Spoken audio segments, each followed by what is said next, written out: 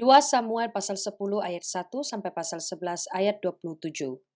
Sesudah itu matilah Raja Bani Amon, dan Hanun anaknya menjadi raja menggantikan dia. Lalu berkatalah Daud, Aku akan menunjukkan persahabatan kepada Harun bin Nahas sama seperti ayahnya telah menunjukkan persahabatan kepadaku. Sebab itu Daud menyuruh menyampaikan pesan turut berduka cita kepadanya dengan perantaraan pegawai-pegawainya karena kematian ayahnya. Tetapi ketika pegawai-pegawai Daud sampai ke negeri Bani Amon itu, berkatalah pemuka-pemuka Bani Amon itu kepada Hanun, tuan mereka, Apakah menurut anggapanmu Daud hendak menghormati ayahmu karena ia telah mengutus kepadamu orang-orang yang menyampaikan pesan turut berduka cita? Bukankah dengan maksud untuk menyelidik kota ini, untuk mengintainya dan menghancurkannya, maka Daud mengutus pegawai-pegawainya itu kepadamu? Lalu Hanun menyuruh menangkap pegawai-pegawai Daud itu, disuruhnya mencukur setengah dari janggut mereka dan memotong pakaian mereka pada bagian tengah sampai pantat mereka. Kemudian dilepasnya mereka. Hal ini diberitahukan kepada Daud, lalu disuruhnya orang menemui mereka sebab orang-orang itu sangat dipermalukan. Raja berkata, tinggallah di Yeriko sampai janggutmu itu tumbuh, kemudian datanglah kembali. Setelah dilihat Bani Amon bahwa mereka dibenci Daud, maka Bani Amon itu menyuruh orang menyewa dari orang Aram Bet Rehob dan orang Aram dari Zoba 20.000 orang pasukan berjalan kaki, dari raja negeri Ma'aka 1.000 orang, dan dari orang-orang Top 12.000 orang. Ketika Daud mendengar hal itu, disuruhnyalah Yoab maju dengan segenap pasukan pahlawan. Lalu Bani Amon maju, diaturnya barisan perangnya di depan pintu gerbang, sedang orang Aram dari Zoba dan dari Rehob dan orang-orang Tob dan Ma'aka ada tersendiri di padang. Ketika Yoab melihat bahwa serangan itu mengancam dia dari depan dan dari belakang, maka dipilihnyalah sebagian dari orang pilihan Israel. Lalu ia mengatur barisan mereka berhadapan dengan orang Aram itu. Selebihnya dari rakyat itu ditempatkannya di bawah pimpinan Abisai, adiknya yang mengatur barisan mereka berhadapan dengan Bani Amon itu. Lalu berkatalah Yoab, jika orang Aram itu lebih kuat daripadaku, maka haruslah engkau menolong aku. Tetapi jika Bani Amon itu lebih kuat daripadamu, maka aku akan datang menolong engkau. Kuatkanlah hatimu, dan marilah kita menguatkan hati untuk bangsa kita dan untuk kota-kota Allah kita. Tuhan kiranya melakukan yang baik di matanya. Lalu Yoab dan tentara yang bersama-sama dengan dia maju berperang melawan orang Aram, dan orang-orang itu melarikan diri dari hadapannya. Ketika Bani Amon melihat bahwa orang Aram sudah melarikan diri, maka mereka pun larilah dari hadapan Abisai dan masuk ke dalam kota. Sesudah itu, pulanglah Yoab setelah memerangi Bani Amon dan sampailah ia ke Yerusalem. Ketika orang Aram melihat bahwa mereka telah terpukul kalah oleh orang Israel, maka berkumpullah mereka bersama-sama. Juga Hadadezer menyuruh orang Aram yang di seberang sungai Efrat maju berperang. Mereka sampai ke Helam di bawah pimpinan Sobak, panglima tentara Hadadezer. Setelah hal itu diberitahukan kepada Daud, maka dikumpulkannya seluruh orang Israel, diseberanginya sungai Yordan, lalu sampai ke Helam.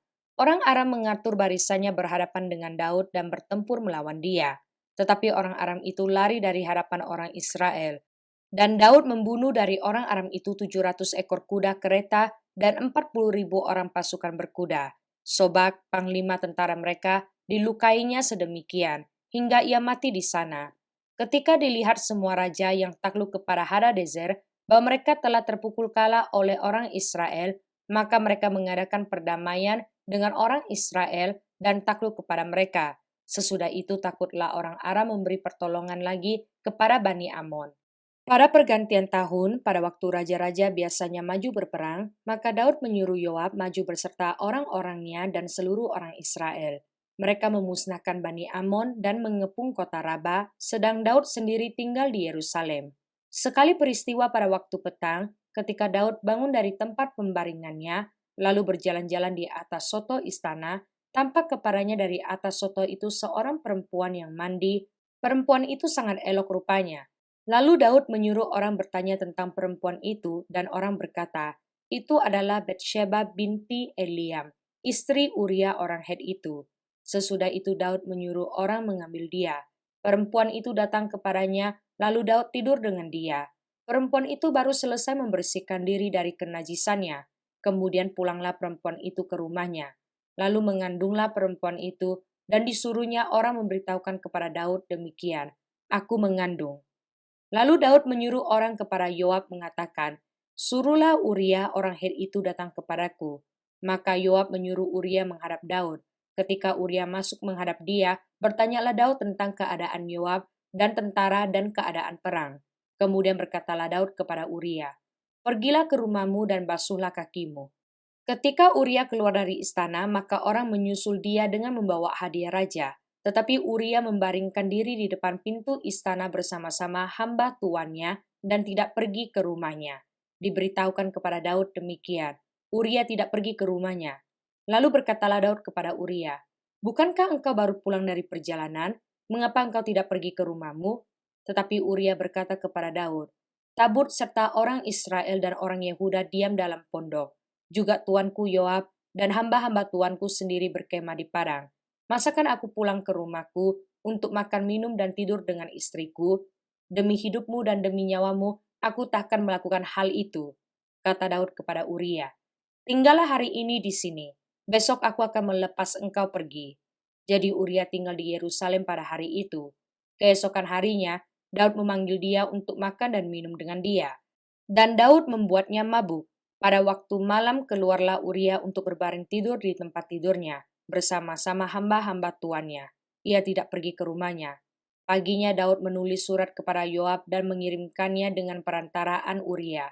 Ditulisnya dalam surat itu demikian, "Tempatkanlah Uria di barisan depan dalam pertempuran yang paling hebat. Kemudian kamu mengundurkan diri daripadanya supaya ia terbunuh mati." Pada waktu Yoab mengepung kota Raba, ia menyuruh Uria pergi ke tempat yang diketahuinya ada lawan yang gagah perkasa. Ketika orang-orang kota itu keluar menyerang dan berperang melawan Yoab, maka gugurlah beberapa orang dari tentara, dari anak buah Daud. Juga Uria, orang Het itu, mati. Kemudian Yoab menyuruh orang memberitahukan kepada Daud jalannya pertempuran itu. Ia memerintahkan kepada suruhan itu demikian, "Jika engkau sudah selesai mengabarkan jalannya pertempuran itu kepada raja, dan jikalau raja menjadi geram dan berkata kepadamu, 'Mengapa kamu demikian dekat ke kota itu untuk berperang? Tidakkah kamu tahu bahwa orang akan memanah dari atas tembok? Siapakah yang menewaskan Abimelek bin Yerubesed? Bukankah seorang perempuan menimpakan batu kilangan kepadanya dari atas tembok sehingga ia mati di Tebes? Mengapa kamu demikian dekat ke tembok itu? Maka haruslah engkau berkata, juga hambamu Uria orang Het itu sudah mati.' Lalu pergilah suruhan itu dan sesampainya ia memberitahukan kepada Daud segala yang diperintahkan Yoab kepadanya. Suruhan itu berkata kepada Daud, "Orang-orang itu lebih kuat daripada kami dan keluar menyerang kami di padang. Tetapi kami mendesak mereka kembali sampai ke lubang pintu gerbang. Pada waktu itu pemanah-pemanah menembak kepada hamba-hambamu dari atas tembok, sehingga beberapa dari hamba raja mati. Juga hambamu Uria orang Het itu sudah mati." Kemudian berkatalah Daud kepada suruhan itu, "Beginilah kau katakan kepada Yoab, janganlah sebal hatimu karena perkara ini, sebab sudah biasa pedang makan orang ini atau orang itu. Sebab itu, penghebatlah seranganmu terhadap kota itu dan runtuhkanlah itu. Demikianlah kau harus kuatkan hatinya." Ketika didengar istri Uria bahwa Uria suaminya sudah mati, maka merataplah ia karena kematian suaminya itu. Setelah lewat waktu berkabung, maka Daud menyuruh membawa perempuan itu ke rumahnya. Perempuan itu menjadi istrinya dan melahirkan seorang anak laki-laki baginya. Tetapi hal yang telah dilakukan Daud itu adalah jahat di mata Tuhan. Mazmur pasal 68 ayat 33 sampai ayat 36. Hai kerajaan-kerajaan bumi, menyanyilah bagi Allah, bermazmurlah bagi Tuhan. Selah. Bagi dia yang berkendaraan melintasi langit purbakala. Perhatikanlah, ia memperdengarkan suaranya, suaranya yang dahsyat. Akuilah kekuasaan Allah, kemegahannya ada di atas Israel, kekuasaannya di dalam awan-awan. Allah adalah dahsyat dari dalam tempat kudusnya, Allah Israel. Dia mengaruniakan kekuasaan dan kekuatan kepada umatnya. Terpujilah Allah. Amsal pasal 15 ayat 4 sampai ayat 5. Lidah lembut adalah pohon kehidupan, tetapi lidah curang melukai hati. Orang bodoh menolak didikan ayahnya, tetapi siapa mengindahkan teguran adalah bijak. Yohanes pasal 10 ayat 7 sampai ayat 30.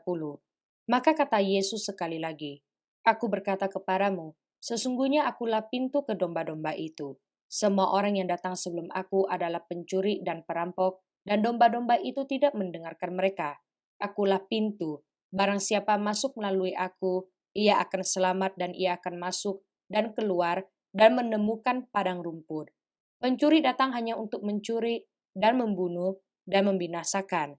Aku datang supaya mereka mempunyai hidup dan mempunyainya dalam segala kelimpahan. Akulah gembala yang baik. Gembala yang baik memberikan nyawanya bagi domba-dombanya. Sedangkan seorang upahan yang bukan gembala dan yang bukan pemilik domba-domba itu sendiri, ketika melihat serigala datang, meninggalkan domba-domba itu lalu lari, sehingga serigala itu menerkam dan mencerai-beraikan domba-domba itu. Ia lari karena ia seorang upahan dan tidak memperhatikan domba-domba itu. Akulah gembala yang baik, dan aku mengenal domba-dombaku, dan domba-dombaku mengenal aku. Sama seperti Bapa mengenal aku dan aku mengenal Bapa, dan aku memberikan nyawaku bagi domba-dombaku. Ada lagi padaku domba-domba lain yang bukan dari kandang ini. Domba-domba itu harus kutuntun juga dan mereka akan mendengarkan suaraku dan mereka akan menjadi satu kawanan dengan satu gembala. Bapa mengasihi aku, lalu karena aku memberikan nyawaku untuk menerimanya kembali. Tidak seorang pun mengambilnya daripadaku, melainkan aku memberikannya menurut kehendakku sendiri. Aku berkuasa memberikannya dan berkuasa mengambilnya kembali. Inilah tugas yang kuterima dari Bapakku. Maka timbullah pula pertentangan di antara orang-orang Yahudi karena perkataan itu. Banyak di antara mereka berkata, "Ia kerasukan setan dan gila. Mengapa kamu mendengarkan dia?" Yang lain berkata, "Itu bukan perkataan orang yang kerasukan setan. Dapatkah setan memelekan mata orang-orang buta?" Tidak lama kemudian tibalah hari raya pentahbisan Bait Allah di Yerusalem. Ketika itu musim dingin, dan Yesus berjalan-jalan di Bait Allah di Serambi Salomo. Maka orang-orang Yahudi mengelilingi dia dan berkata kepadanya, "Berapa lama lagi engkau membiarkan kami hidup dalam kebimbangan? Jikalau engkau Mesias, katakanlah terus terang kepada kami." Yesus menjawab mereka, "Aku telah mengatakannya kepada kamu, tetapi kamu tidak percaya. Pekerjaan-pekerjaan yang kulakukan dalam nama Bapakku, itulah yang memberikan kesaksian tentang aku. Tetapi kamu tidak percaya. Karena kamu tidak termasuk domba-dombaku. Domba-dombaku mendengarkan suaraku, dan aku mengenal mereka, dan mereka mengikut aku. Dan aku memberikan hidup yang kekal kepada mereka dan mereka pasti tidak akan binasa sampai selama-lamanya. Dan seorang pun tidak akan merebut mereka dari tanganku. Bapakku yang memberikan mereka kepadaku lebih besar daripada siapapun, dan seorang pun tidak dapat merebut mereka dari tangan Bapa. Aku dan Bapa adalah satu.